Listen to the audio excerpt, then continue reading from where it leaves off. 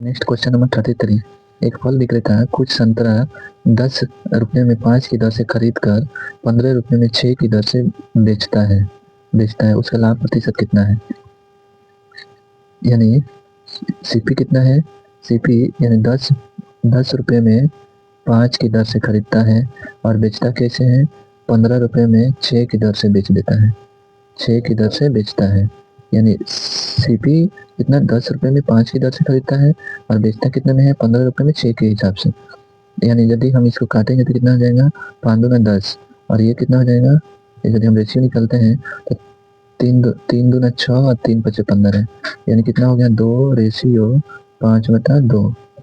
ठीक है, अब क्या करेंगे, इसको हम रेशियो बनाएंगे तो क्या हो जाएगा? 4:5। ये कैसे क्रॉस मल्टीप्लाई किया? कैसे? 2 दूना 4:5। यानी सीपी और एसपी का रेशियो कितना आ गया? 4 और 5 का, 4 और 5 का सीपी एसपी का रेशियो आ गया। अब लाभ प्रतिशत निकालना है तो क्या करेंगे? अब ये दोनों का डिफरेंस कितना है? ये दोनों का डिफरेंस 1 का है। यानी प्रॉफिट कितना हो गया? 1 कितना पे? 4 पे गुने 100। यानी ये काटेंगे कितना? 25%। ये कितना लाभ हुआ? 25% क्या हुआ? लाभ हुआ। ये आंसर हो गया। यानी लाभ बराबर क्या होता है? प्रॉफिट। प्रॉफिट कैसे होगा? यानी SP minus CP divided by CP into 100। ये फॉर्मूला होता है। एसपी माइनस सीपी, तो एसपी कितना है? 5 है और सीपी 4 है, तो 1 हो गया, माइनस करेंगे तो 1 हो जाएगा और नीचे क्या आ जाएगा? सीपी गुने 100 इक्वल टू 25%। ये आंसर हो गया। Answer D. आंसर कितना हो गया? डी। हम नेक्स्ट प्रश्न देखेंगे। प्रश्न संख्या 34। 1 रुपए की 12 ट्रॉफी बेचने पर एक व्यक्ति को 20% हानि होती है। इसको 20% लाभ कमाने हेतु 1 रुपए की कितनी ट्रॉफी बेची जानी चाहिए? यहाँ क्या है? 1 रुपए में 12 ट्रॉफी बेचने पर यानी ये क्या है? 12 ट्रॉफी बेचने पर, ये एसपी है, ये एसपी है। एसपी कितना है? 1 रुपए में 12 ट्रॉफी बेचने पर, 12 ट्रॉफी बेचने पर व्यक्ति को 20% हानि होती है। यानी इसका सीपी हम यदि निकालते हैं तो क्या हो जाएगा? 1/12 गुने 100 बट्टा क्या नीचे क्या हो जाएगा? 80। 80 है ना? 80 हो गया। अब ये हो गया सीपी। अब यदि हम नया सीपी, नया एसपी, न्यू एसपी मतलब न्यू एसपी यदि हम निकालेंगे तो क्या हो जाएगा? 1/12 गुने 100/80 यानी सीपी गुने कितना? अभी 20% लाभ, फिर से 20% लाभ होगा तो 120/100। तो यदि हम इसको काटेंगे तो क्या हो जाएगा? इससे ये कट जाएगा, अब 12 से ये 12 कट गया, यानी फाइनली क्या आ गया? 1 रुपये में 8। यानी 1 रुपये में यदि 1 रुपये में कितना टॉफी बेची जानी चाहिए? 1 रुपये में 8। यानी आंसर कितना हो गया? आंसर हो गया 1 रुपये में 8 बेची जाना चाहिए। यानी आंसर बी।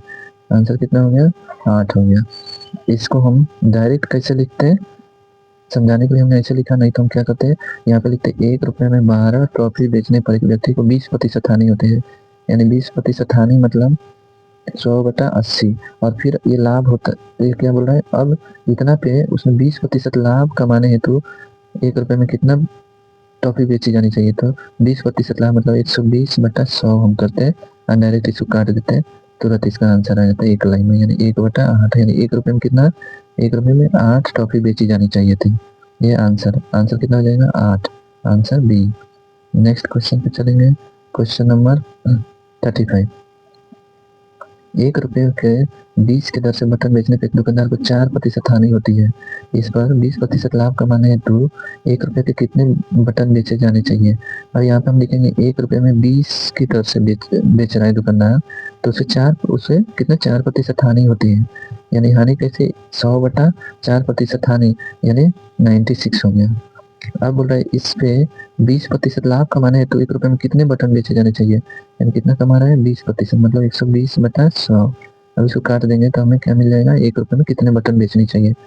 तो यहाँ पे ये 0 से ये 0 कट जाएगा, 12/96 यानी कितना हो गया? 1/8 दूना 16 यानी 1 रुपये में कितना बेची जानी चाहिए? तो बटन 16 बटन बेची जानी चाहिए। यानी आंसर कितना हो गया?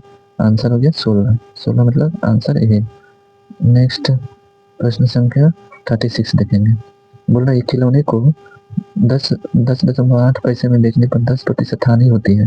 इसे कितने रुपए में बेचा जाए कि 20% लाभ हो? 20% लाभ हो। यानी ये यहाँ पे क्या एसपी कितना दिया है? 10.8 8 0। अब बोल रहा है 10% हानि हो रहा है, यानी 100/90 ये क्राइमल हो गया। इस क्राइमल पे अब बोल रहा है 20% लाभ करना है, तो 120/100। अब 100 से 100 कट जाएगा, यहाँ से ये 0 से ये 0 कट गया, यहाँ काटेंगे तो ये कितना 12 9 8 टोटल सा 1.2 आ गया। इससे काटेंगे तो क्या आ जाएगा 12 9 8 टोटल सा 12 9 बढ़िया 8 टोटल सा यानी 1.2।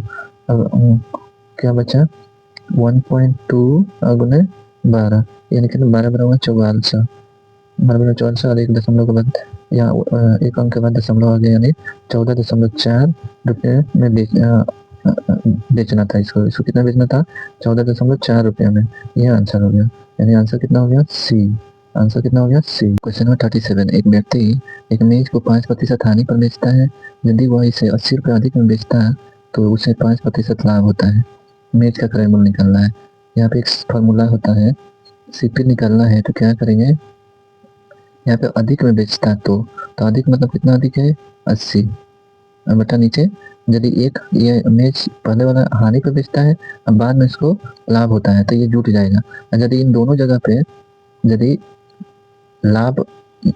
दोनों जगह पे लाभ होता तो क्या होता घट जाता, या दोनों जगह हानि होता तो भी घटता। लेकिन ये एक हानि है और एक लाभ है तो दोनों जुट जाएंगे, यानी 5 और 5 10। नीचे कितना 10 हो जाएगा गुने 100 ये फॉर्मूला है। यानी यहाँ से ये 0 से ये 0 होता है मतलब 800, यानी क्राइम मूल्य कितना हो गया 800। ये आंसर हो गया क्राइम मूल्य 800, answer D. Question number 38। 100 pencil बेचने पर एक दुकानदार को 20 पेंसिलों के विक्रय मूल्य के बराबर लाभ होता है, उसका लाभ प्रतिशत कितना है। यानी यहाँ पे क्या है एसपी कितना है बेचने पर, यानी 100 है, एसपी 100 दिया है और 20 प्रॉफिट है। प्रॉफिट कितना है 20 पेंसिल है, इसलिए सीपी कितना हो जाएगा, सीपी हो जाएगा selling price SP minus profit, यानी सेलिंग प्राइस 100 माइनस 20 यानी 80 हो गया। इसलिए यहाँ पे क्या प्रॉफिट परसेंटेज पूछ रहा है तो क्या हो जाएगा प्रॉफिट परसेंटेज बराबर क्या हो जाएगा एसपी माइनस, यहाँ पे क्या है प्रॉफिट और मतलब नीचे क्या है सीपी, तो सीपी कितना है 80 गुना 100 तो 20 चौका 80, यहाँ पे काटेंगे तो 25%। ये हमारा आंसर हो जाएगा। लाभ कितना प्रॉफिट कितना हुआ 25%, आंसर ए। आंसर कितना हुआ ए।